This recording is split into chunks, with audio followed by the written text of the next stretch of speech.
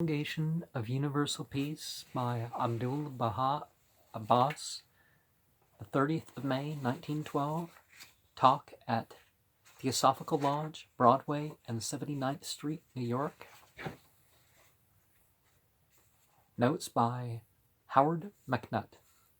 I am greatly pleased with these expressions of kindly feeling and evidences of spiritual susceptibility. Tonight I am very happy in the realization that our aims and purposes are the same, our desires and longings are one.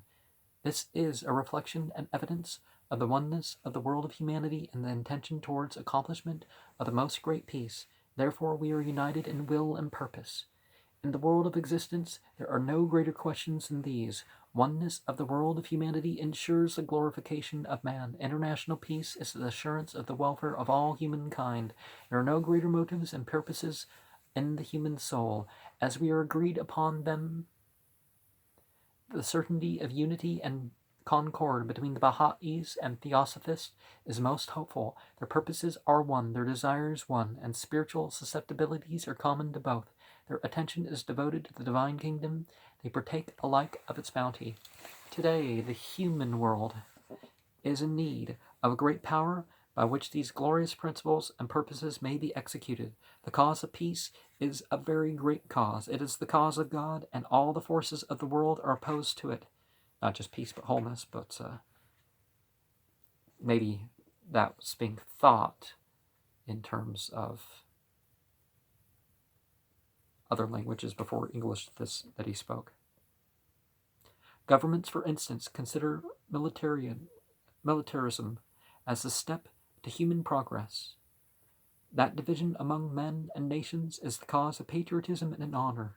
That if one nation attack and conquer another, gaining wealth, territory, and glory thereby, this warfare and conquest and bloodshed and cruelty are the cause of that victorious nation's advancement and prosperity.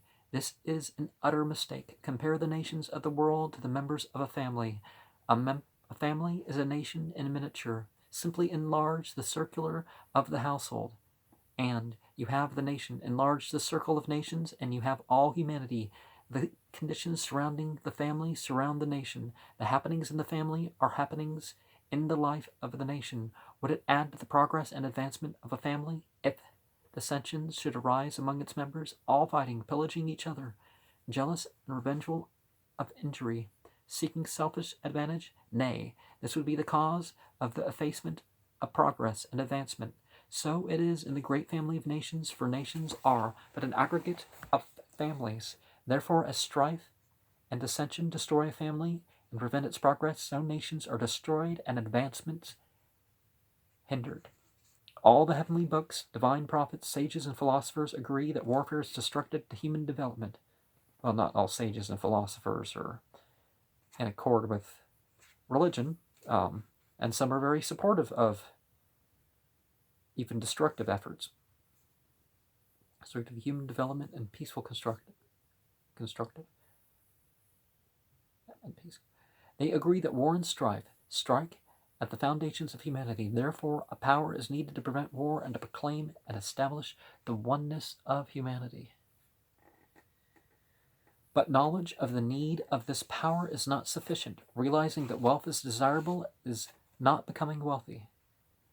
The admission that scientific attainment is praiseworthy does not confer scientific knowledge. Acknowledgement of the excellence of honor does not make a man honorable. Knowledge of human conditions and the needed remedy for them is not the cause of their betterment. To admit that health is good does not constitute health. A skilled physician is needed to remedy existing human conditions. As a physician is required to have complete knowledge in pathology, diagnosis, therapeutics, and treatment, so this world